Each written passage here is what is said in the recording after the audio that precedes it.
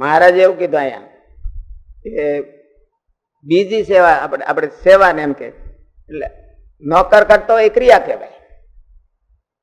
પછી આપણે જો ભાવનાથી થોડી કરતા હોય તો ભક્તિ કહેવાય.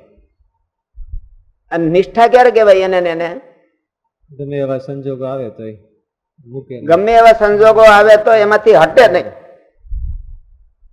જીવતા જીવતો હોય તો ન હટે. 4 જણા ઉપાડીને આમ લઈ જાય તો વાત જુદી છે. એટલે હટે નહીં એનું નામ નિષ્ઠા કહેવાય.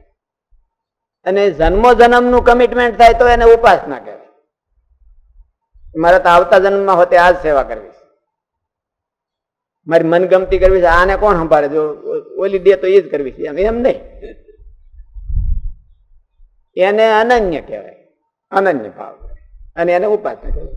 કરીએ તો એનો એટલે એકની એક ક્રિયા છે એ મજૂર કરતો હોય ને એકની ક્રિયા સાધુ કરતા હોય અને એને નિષ્ઠા બનાવવી અને એને ઉપાસના બનાવવી વસ્તુ એકની એક. સંભાળે ક્યારે? વેઠ કરી હોય તો મજૂરે હજી મજૂર ક્રિયા કરતો હોય એના કરતા એક ક્વોલિટી છે વેઠ.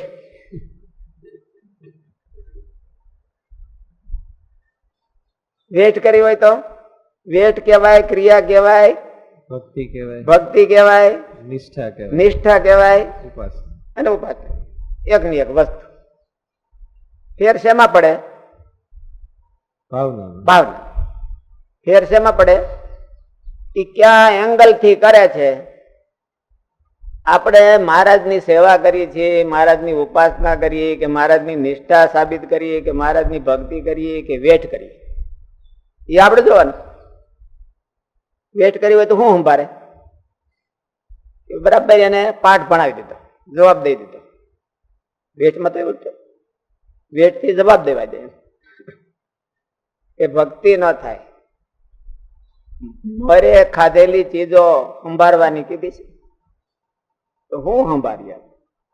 મરે ખાધેલી ચીજો એ કાંઈક વિલક્ષણ કરી દીધું હોય અને એ રાજી થાય એવું, જે બીજાથી ન થાય એવું, અથવા તો રેડાઈને થાય એવું હોય, એવું કંઈક આપણે કરી દીધું હોય તો એ સંભાળવા જેવું હોય. નહીં તો સંભાળવા જેવું. ખાધેલી ચીજો સંભાળવાની વસ્તુ છે. મહારાજ જ્યાં સુધી ઓળખાય નહીં ત્યાં સુધી સંભાળવા જેવું થાય. એટલે મહારાજ કીધું મહારાજનો નિશ્ચય કેવો એમ કઈ મહારાજની ઓળખાય. વસ્તુ ન ઓળખાય, મહારાજ નો ઓળખાય ત્યાં સુધી એવું ન થાય એવું નહીં. સેવાય જો ઓળખાણી ન હોય આપણને કે આની કિંમત શું છે અને બીજી વસ્તુની કિંમત શું છે, ત્યાં સુધી કઈ સંભાળવા જેવું ન થાય. એને શું સંભાળે? ભગવાને આપણને તક આપી હોય, જે કઈ તક આપી હોય ભગવાનને રાજી કરવા જેવી, એની આપણને ઓળખાણ ન હોય તો એ સંભાળે શું? પછી ન સંભાળીએ. પછી એને શોખ થાય ને ઓળતો થાય. સંભાળવા જેવું ન થાય. ભાજી જ નકરી ખાધી હોય અને પછી હોતે ભાજી મળે મેથી ને બદલે તાંદળજાની મળે તો એમાં શું સંભાળે? મેથી તો સંભાળવા જેવું ન.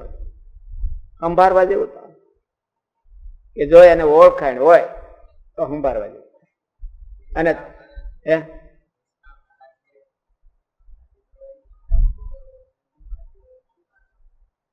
રાજી કરવાની ઈચ્છા ન હોય એવું ન હોય. મહારાજ કે ઈશક હોય તો ગઢ તોડી નાખે. ઈશક હોય તો ગઢ તોડી નાખે. ઈશક જ નથી એમ. અને કાં તો મોફકીયો ઈશક છે કે જો થઈ જાય એની જાણે મારે કઈ કરવું નથી અને એની રાજી થઈ જતા હોય તો કઈ વાંધો નહીં, તો હું ના નહીં પાડું તો રાજી થતા નહીં. આવું તમે વાત કરો છો. દેશકાળ હારા છે અને એવું છે તો એની ઈચ્છા આવી છે. જો એની જાણે થઈ જતા હોય તો કઈ વાંધો. આપણે કઈ એમાં કાઢવો લેવો નથી. એ થઈ જતા આપણે ના નહીં પાડી તમે રાજી મારે ઉપર થતા નહીં, નિર્બળ છે. રાજી કરવાનો ઈશક હોય તો ન થાય. ભગવાનને સાધુ તો એવા નથી આપણે રાજી કરીને ન થાય. લોકમાં કોઈ એવું હોય કે એને આપણે રાજી કરવાની ઈચ્છા હોય તો ન થાય. ઘણી વખત આપણે એવું હોય આ બોળો સમૂહ છે તેમાં કોઈક મળી જાય કે ભાઈ એને રાજી કરવાની ઈચ્છા હતી તો ન થયું, તારો કર્યો ન થાવ.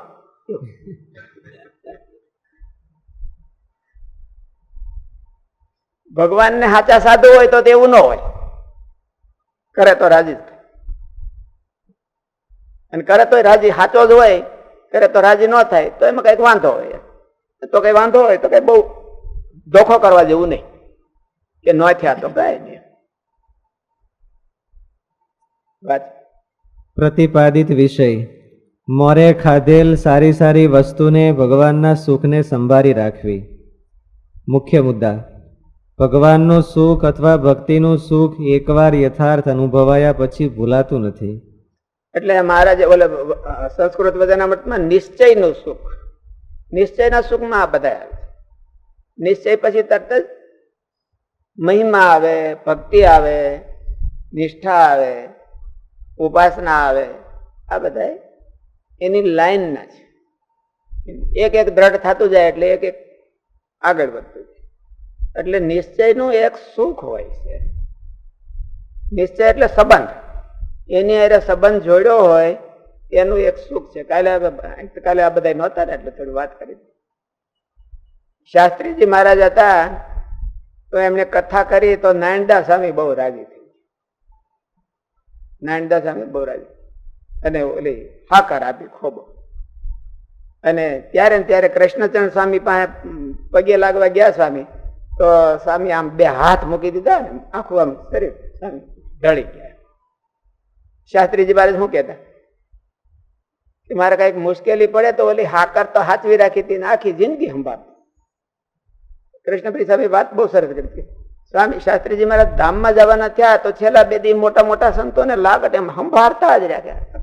આખો દી સંભાળે. એટલે નાનદા સ્વામીને સંભાળ્યા તો ક્યારે સંભાળ્યા? હું સંભાળ્યું? રાજી કર્યા.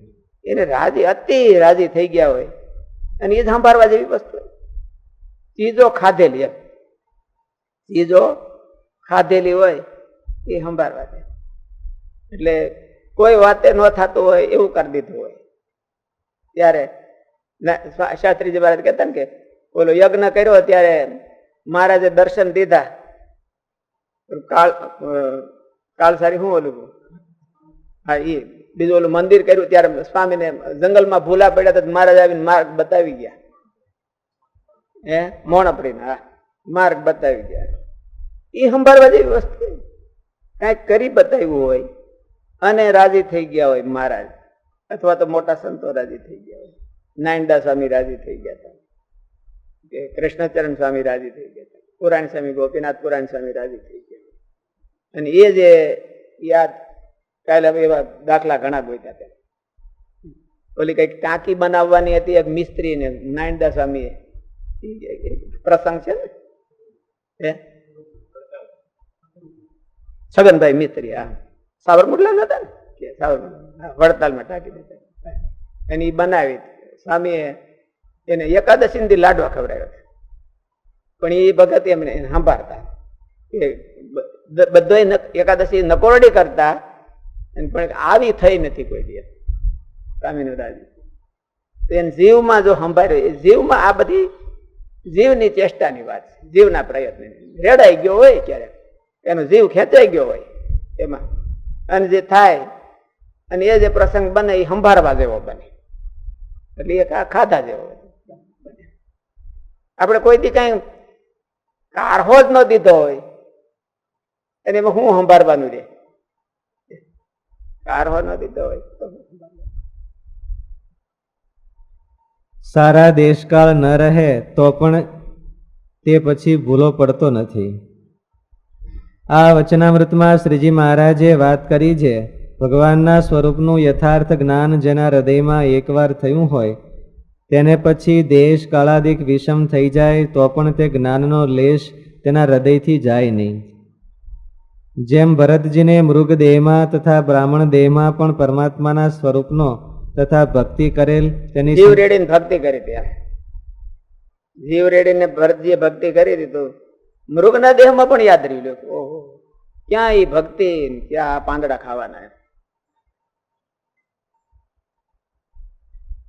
જેમ ભરતજીને મૃગ દેહમાં તથા બ્રાહ્મણ દેહમાં પણ પરમાત્માના સ્વરૂપનો તથા ભક્તિ કરેલ તેની સ્મૃતિ હૃદયથી ગઈ ન હતી. મહારાજ દ્રષ્ટાંત આપે છે, જેમ કોઈ મોટો રાજા અથવા શાહુકાર હોય, તેને પ્રારબ્ધ યોગે અધિકાર કે સમૃદ્ધિ છૂટી ગઈ ને અતિ દરિદ્રતા આવી ગઈ, તો પણ પૂર્વે અતિ કિંમતી વસ્તુઓ ખાધી હોય તથા ભોગવી હોય તે સાંભળી આવે. પણ પ્રથમથી જ દરિદ્રી હોય તો કશું સાંભળે નહીં. તેમ જેણે ભગવાનના સ્વરૂપનું સુખ તથા ભજનનું સુખ પોતાના મનમાં ઊંડું એકવાર અનુભવ્યું હોય, પછી તેને સમાગમ ન રહે તો પણ તે ભગવાનના સુખને તથા સંત સમાગમના સુખને સંભાળતો થકો પ્રારબ્ધ અનુસાર સુખ દુઃખને ભોગવે પણ ભૂલી ન જાય. જેના અંતરમાં કોઈ દિવસ અનુભૂતિ જ થઈ નથી એ શું સંભાળી શકે?